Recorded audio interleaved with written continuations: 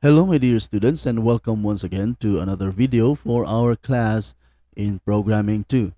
In this video, we are going to write some Java functions that will attempt to solve some easy programming problems. So sit back, relax and pay attention because along the way, I will be giving some exercises for you to perform which are simply tweaks to some programming problems or to the programming problems that I will present. Now let's get to it. So here we are in our Visual Studio Code editor, and as a starting point, we have here a class problem solving functions, but there aren't any code inside it. What we do have here are just some problems which we'll try and solve by adding a function corresponding to the solution to this problem as described. So let's take a look at first problem 1. So it's expecting here to have a function that returns the square root of the square of x plus the square of y. Now here we'll just have to add a function, public static void, and we'll just call this square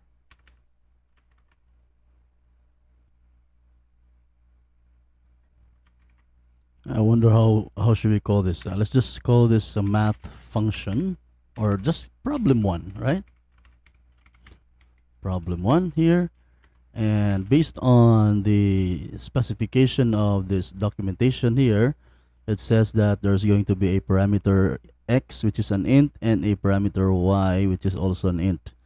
So here we add int x and int y.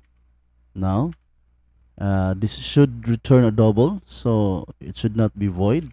Instead, it should be double.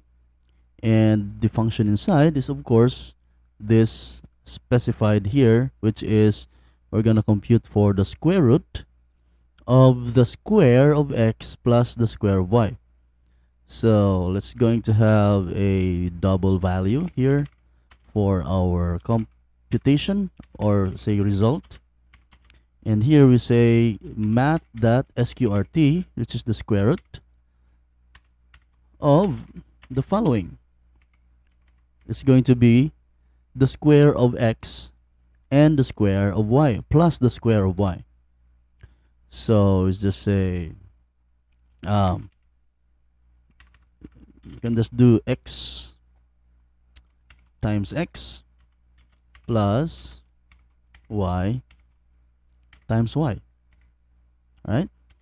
And that's how we get the computation, and let's just return the result. All right, so in our problem1.java, I also have here problem1.java. This is where we're going to try and implement this new function that we created.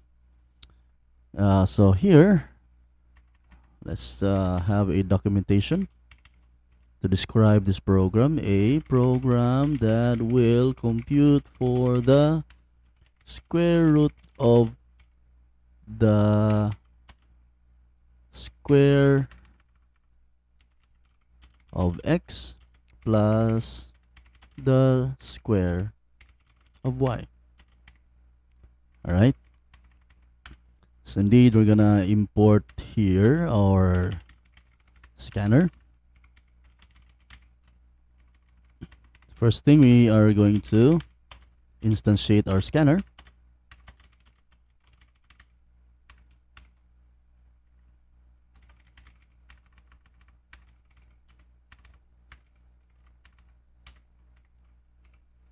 And then we're going to ask the user for input for x and y values. So we'll have enter x value, and we'll have int x is equal to the next int from our scanner. And then let's have enter y value, and we'll have here y is equal to sc.next int once again. So now here comes the black box, the computation of the square root of the square of x plus the square of y is going to be a function here which is not found in this class but found in another class, and we'll just call it. So all I have to do now is let's have a double, and let's say computation is gonna be equal to, we're gonna call this class problem solving functions dot problem1, and as you can see it asks for x and y, okay, which is exactly what we have here, the x and the y variables. And so let's just now display the output.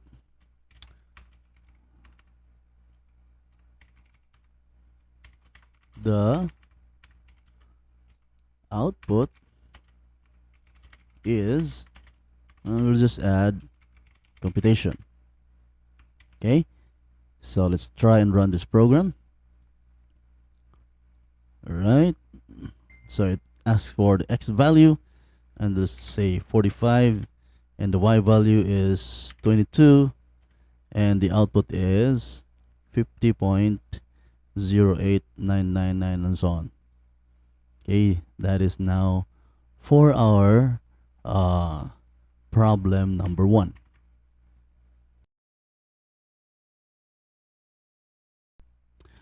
Now let's take a look at problem number 2. Here is the problem. A function that takes in as parameters the height in feet and inches and returns the equivalent units in centimeters. Conversion here is 1 centimeter is equivalent to 0.393701 inches. So let's once again add a function here, public static. This time our return is a float, and just call this feet inches to cm. And here we are going to have, based on our specification, we need a height, which is an int. Why is it height? It should be feet. Okay, feet, which is an int, and inches, which is also an int. So we'll have int feet and int inches. Okay, so first thing that we need to do here is we need to convert, since our conversion factor is based on inches, we need to convert our feet into inches and then add it with the existing inches values here, and from there we can get the centimeter based on this conversion factor. So let's first have our inches from feet, and we'll just have it feet is simply equivalent to times 12, because 1 foot is 12 inches. And then we'll have total inches here is equal to inches from feet plus inches. That is now our total inches, and from there we can compute for the centimeters. We are simply going to have a float value. I'll just call this cms, and simply multiply our total inches, or not multiply, because we're going to do the reverse. We're going to divide our total inches to this value here, which is the factor of the conversion between centimeters and inches. And now let's just return cms. Okay. Once again, we are going to implement this function into another class. I have also here another class called problem2.java. And again, let's give this a small piece of documentation to describe this program, what this program should do. So a program that will convert feet and inches in height into centimeters. Just like that. Right? Again, we're gonna use scanner for this. So about that util that. Oops.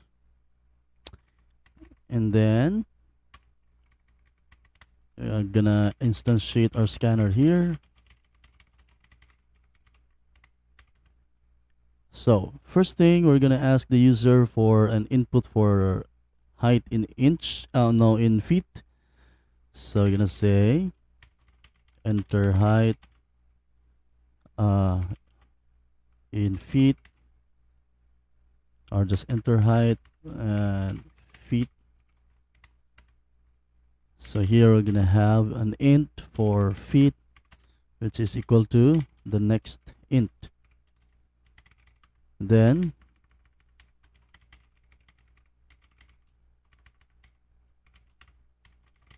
enter height. This time we'll say inches.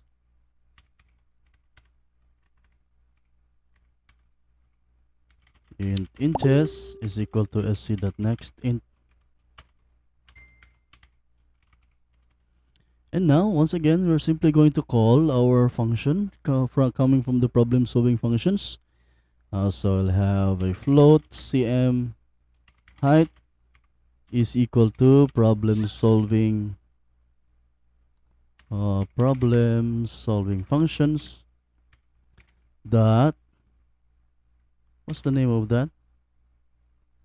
Feet. Oops, this is wrong. This should be small letters. Feet inches to cm, right? Dot feet inches to cm. And as you can see, let me just drop this down. We're looking for feet and inches. By the way, if you somehow given this a different name, say A here and B here, then you should be putting A and B on the invocation. But it would not be more readable, but this way, by calling our variables according to what they are, our code is very readable in that case. So now that we have our computation of the height in centimeters, we can just return that. Oh, we're not going to return because this is not a function. We are going to display our output here. So let's say the height in centimeters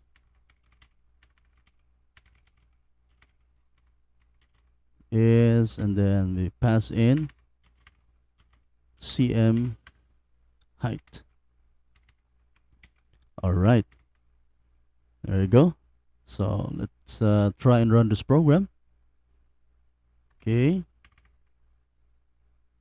it's asking for enter height in feet. I am 5'4", so I'll put there 5 feet, and for inches it's 4 inches, and the height in centimeters for me is 162.55 centimeters, or 56 centimeters. And then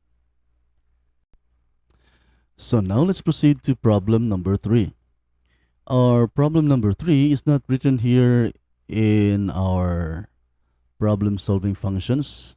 Okay, let me show you a different scenario wherein we are given just a problem without any specifications in the construction of the function.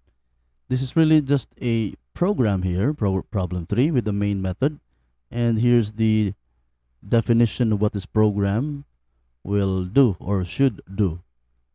It says, write a program that would accept the number of bottles and cans, then compute the amount of soda in liters in the refrigerator. The bottle has 2 liters while the can is 12 ounce. And here's a conversion between metric and English units. 1 fluid ounce is equivalent to 29.586 milliliters. And 1 gallon is 3.785 liters. Okay.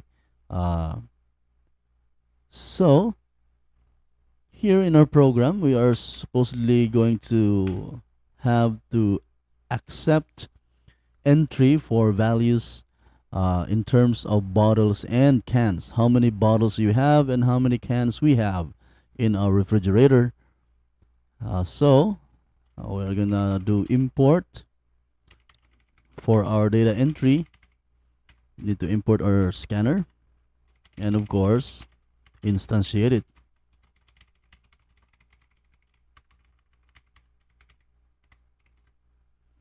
Now we're gonna ask the user for values of number of bottles and number of cans. So we'll have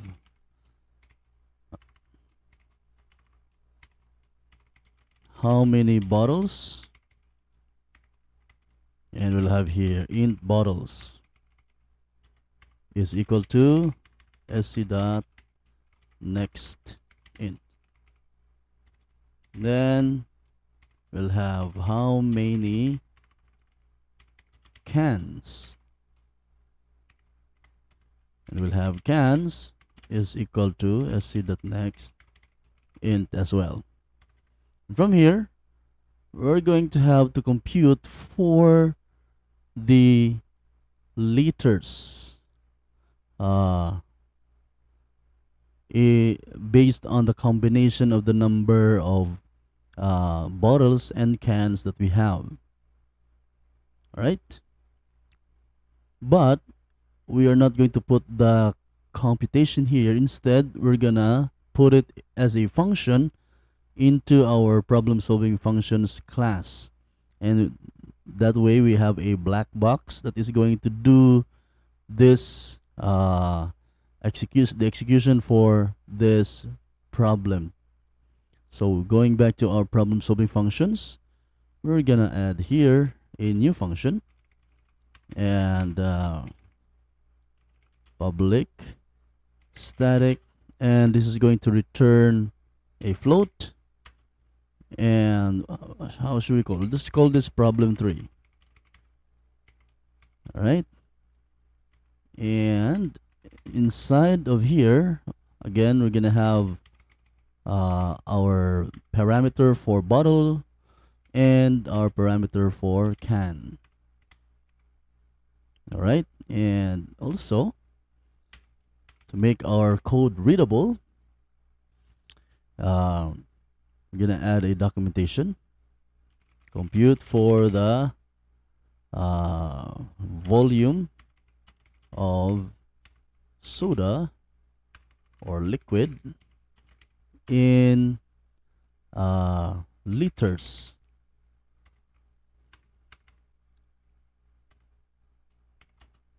Based on the number of bottles and cans.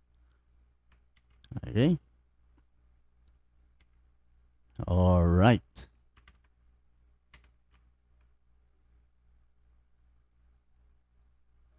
By the way, we also need to add here our conversion. We know that bottles has 2 liters and cans has, I forgot how much we have in there, 12 ounce.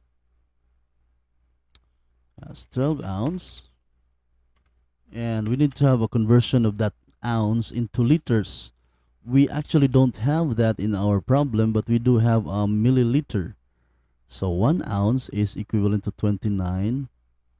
Just also add this there just for reference. 1 fluid ounce is also equivalent to 29 milliliters. At least from a value of milliliter, we just have to divide it to 100 to get the liters, because 100 milliliter is is 1000 milliliter is 1 liter. All right.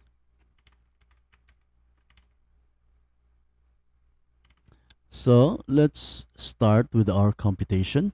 First, let's compute for the liters in the bottle. We it's very easy for the bottle because all we have to do is multiply it by 2 and we get our liters from bottle. Liters in bottle is simply equal to bottle times 2. Now, we'll compute for the milliliters in can.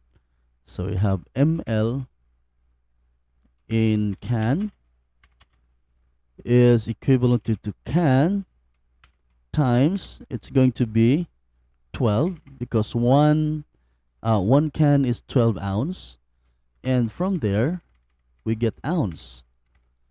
And to convert that to milliliters, we simply multiply it again with 29.586 to get the milliliters. Since our value is float, our ml in can should be in float. Alright, so now that we have our milliliters in can, we can convert that milliliters in can into liters.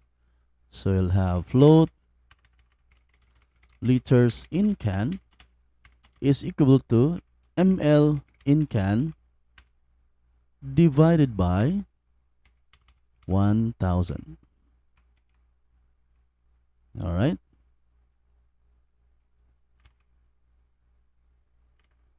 So at this point, we now have values for the liters, the values in the volume of liters from our bottle, and the volume in liters from our can. All we have to do now is add them both. So we'll have float total volume in liters is equal to liters in can plus liters in bottle. And we have that. We'll just return total volume in liters.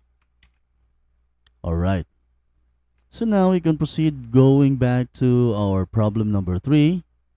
And this time we can just have a float value here, total volume, which is equivalent to the result of the function coming from the class problem solving functions dot problem 3. And in here we have bottles. See here in our function declaration, our parameters are named singular, bottle and can, but our variables here in our problem 3 class, which is the class that will implement our function, uses plural. So that's why it's being given a squiggly red line, because there is no variable that says bottle, but we do have bottles. And there's no variable that says can. What we have is cans. Oops. All right. There you go. And now we'll just display the output.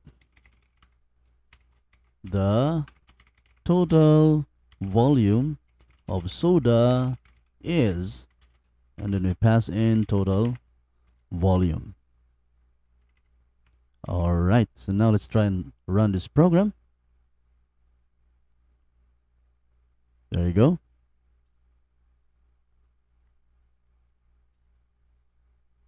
So how many bottles?